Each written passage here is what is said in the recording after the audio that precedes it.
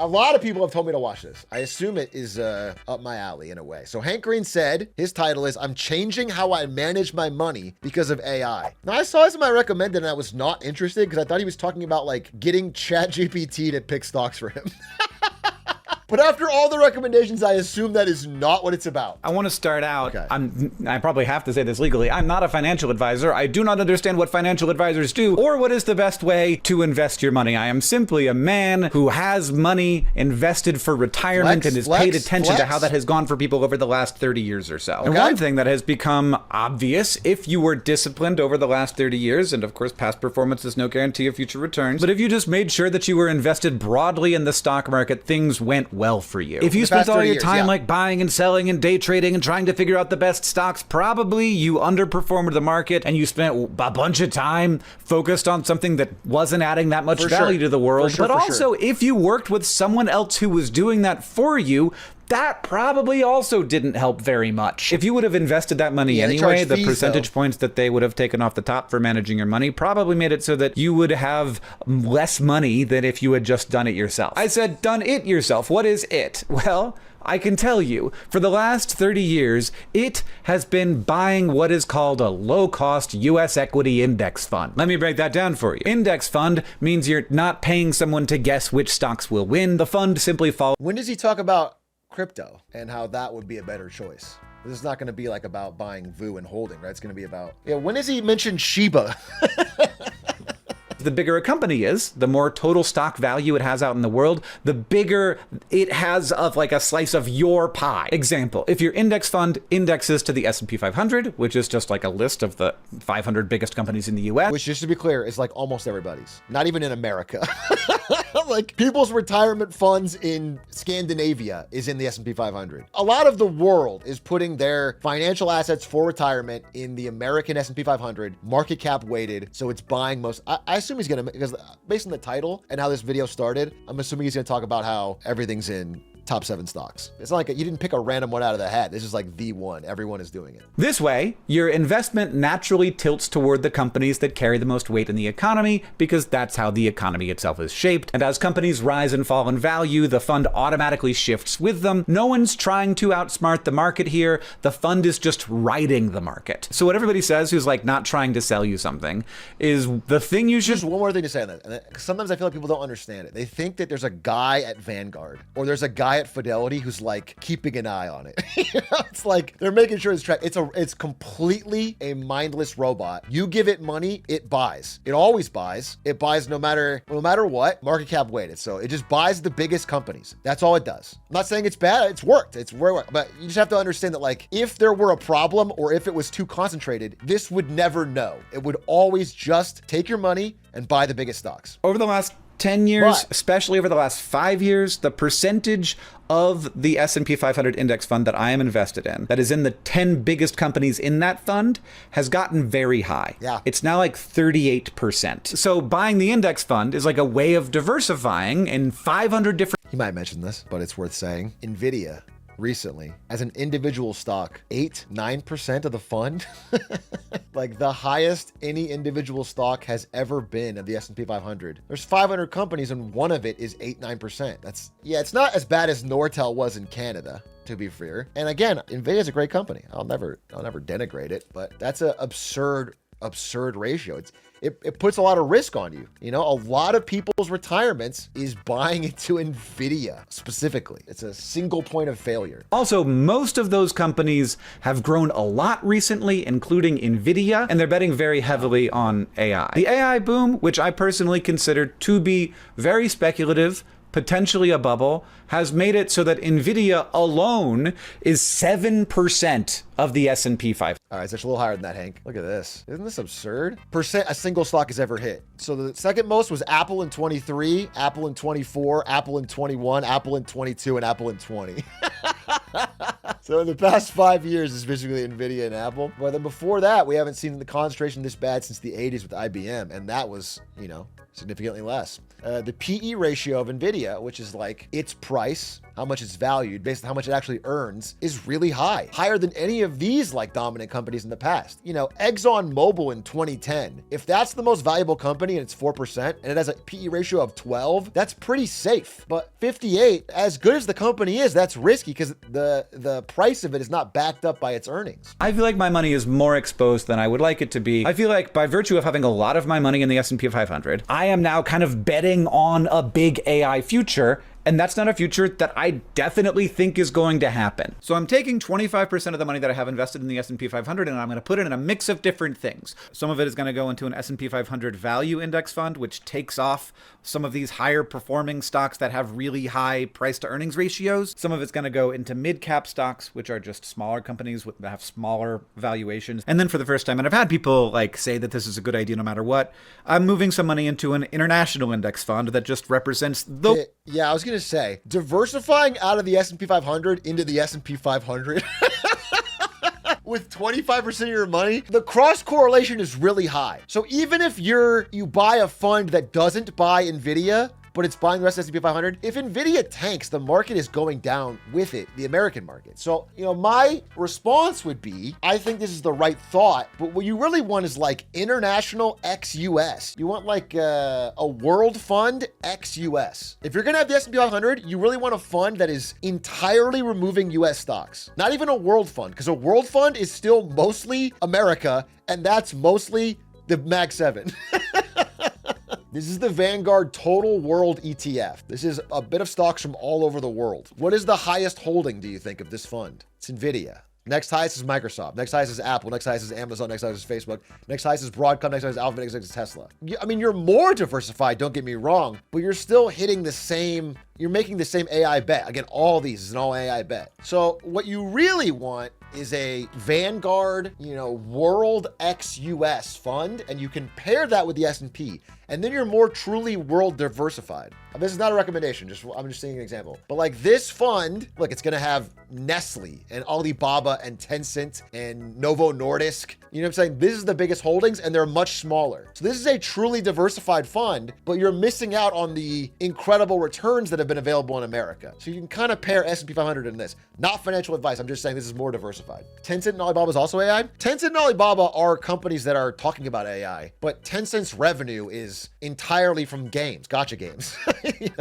They'll be fine. And Alibaba, again, is an Amazon competitor. And so so why not buy a total world fund by itself? Again, that's also fine. Just worth understanding. Again, some of you are very confident that this will work, and it may. People that thought like this too early have missed out on generational runs in these tech stocks, but it is all concentrated right now in one big bet on AI with the Mag 7. The S&P 500 has grown a lot over the last 5 years, just a huge amount. And the price of the stock versus the earnings of the companies, that ratio is out of whack. Now, there you go, PE ratio. One thing that's also worth saying is that I think the United States has never been a smaller share, at least since World War II. It's never been a smaller share of the world economy and never been a larger share of the world stock market. This is our percentage of the stock market, but our percentage of the economy has never been smaller. It just feels a little out of whack. Everyone around the world has now dumped their money into US stocks because they've done well, and they do well because everyone dumps their money into them. It's a very self-perpetuating cycle. Everyone has seen US stocks do good, so they buy US stocks. So they do good, so they buy US stocks. But it's diverged from the fundamentals. And this could go forever. I have no idea. I'm not making a call. Really, I think when I talk about the economy, I'm just ignoring the stock market because it's so divorced from regular people's economic reality that I've just stopped talking about it. I think it may be that the majority of the value of AI will flow to smaller companies rather than big ones. I could be wrong, but I feel like these big companies that are spending, billions and billions of dollars might get a lot of competition from people who are just taking advantage of the innovations that will happen over the next 5 years. But I just think that it's totally possible that AI will just be like a tool It'll just be a tool that engineering companies use to develop new materials and drug companies use to develop new drugs and stores use to manage inventory better. And I think that these giant companies providing the AI models will actually be competing with each other for those customers, in part by competing on price. And that might mean that the value delivered to small companies will be bigger than value delivered to the big AI companies. Who knows, though? I'm about 100% sold on that theory, but his first part was what I loved. It's just like, hey, I don't like all my money being concentrated on one bet when I think it's diversified. You don't have to make a prediction in the future. You don't have to know how AI is going to play out. You don't have to be like, oh, I think it's going to work out this way. That's hard to do. No one knows. That's the simple idea that he had in the beginning, which is like, hey, I want my money to be diversified so it retains its purchasing power. I don't like making such a big bet on one sector. I think that's just a good thought, whether or not you're right about this theory. You might be thinking, why not move all your money into small cap stocks? Well, because I think that would be very risky. I'm not an expert, but I've not seen many experts say that you should do that. Returns in the Russell 2000, which is like a small stock index fund, have been half of what they have been in the S&P 500 over the last 10 years. So it certainly would have been a bad idea to have any amount of money in the Russell 2000 over that time. You would have made half as much money if you'd had it in the S&P 500. So like, I don't know. Well, also, I mean, it's just worth saying that the Russell 2000, which is like America's, it's like the bread and butter of America. It's like everything outside of our biggest companies. It's not doing so well. The Russell 2000 is a good indicator of an economy that's not succeeding for most people. The Russell 2000, they're not showing crazy earnings growth the way Meta and Google is. It's weaker manufacturing, it's weaker home construction, it's weaker real estate sales, weaker auto insurance, weaker auto loans. It's just the bread and butter shit of America, and all of it is doing relatively mid to poor. So will that get better in the future? Maybe, but I don't think you're buying the absolute dip here. So again, if I were to just slightly push back on this video, I would say, I think really consider a world ex-US fund. Just totally get out of the US. Let's say there's a world where the tariffs really hit and it really fucks America's economy and we take a hit. It's all going to be cross-correlated if you're buying different sectors of the United States stocks. But if you own like things entirely different, Brazil stocks or whatever, it's more likely you'll weather the storm or even see growth. That's my honest take. But again, not financial advice. Totally feel free to do something differently. I actually secretly recommend putting it all in on Doge. That's a blue chip crypto you can hang your hat on. The American economy takes, haven't we seen that impact the rest of the world? Absolutely. But I do feel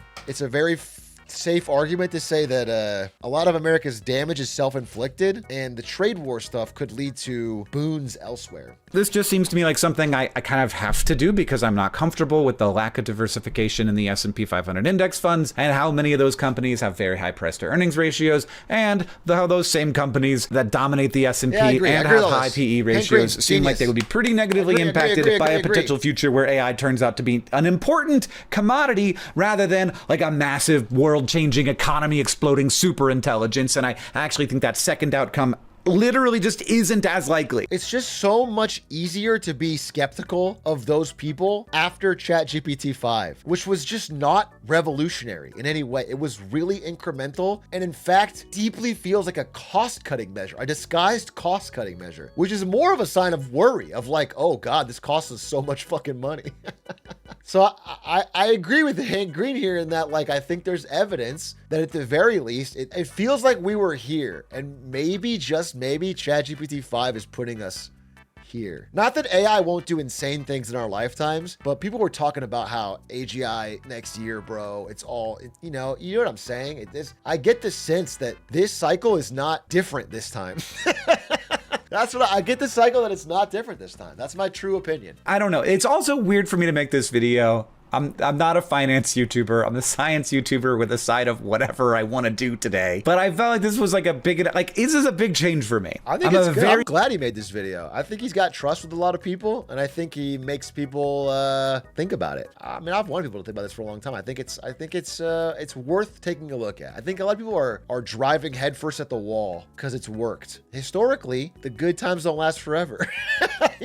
And especially with all these storm clouds, it would just be nice to be a little more diversified. Okay, last thing. Well, let him finish. I have one counterpoint though, because I think I agree with Hank Green's thesis here, and I've made my point. But I'm gonna make a strong counter argument just so you can hear both sides and then feel stuck. It's a really big deal, and I felt like I don't know. I should share. And look, maybe I shouldn't because I could be totally wrong. But I felt like I should share. It just what I do know is that I have many times said to people, just buy S&P 500 and hold it. And now I'm like, okay, I'm going to keep doing that, but I'm also going to do a second thing because the market cap of the S&P is so focused in the top 10 stocks and so focused in a particular sector, which is AI, which is not a sector that we know about. Okay, good video. Thank you, Hey Green. Slight counterpoint. Let me give you the counterpoint. Let me give you the strongest steel man, because, you know, if it was that easy, then everyone would just jump over.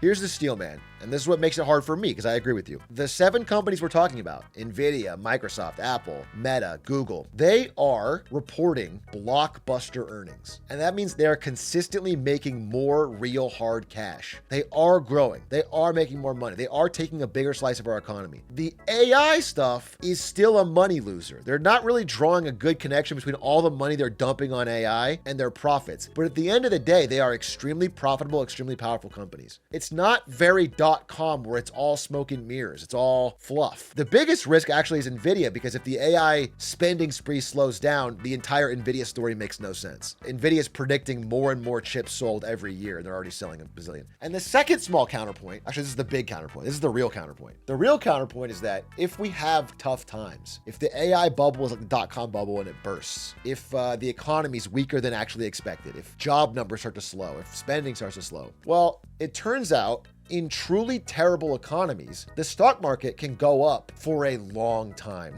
This is the Argentina stock market during absolutely horrendous years for the economy. Hyperinflationary years for the economy, this is their stock market. And so bad times can often lead to absurd amounts of government bailouts, government money printing. The economy's worse than ever. Price of goods is hyperinflationary, but the stock market rises with that. It's worth noting that, like, if an environment is approaching where the US is going to print, holding equities and holding things like gold are actually, you know, I saw Edward Chancellor, who's an extremely wise financial writer. He wrote Devil Take the Hindmost. He wrote The Price of Time on Interest Rates. He said his portfolio is 50% equities, 50% gold because of that exact situation. So it's worth noting that that's a fair argument. It's a fair argument. So just worth saying, just worth bringing out. I like the video a lot. I still think having some of your money, if you're going to do the index fund thing, be in world ex US to balance out S&P 500 is really smart. I think it's a really smart thing to do.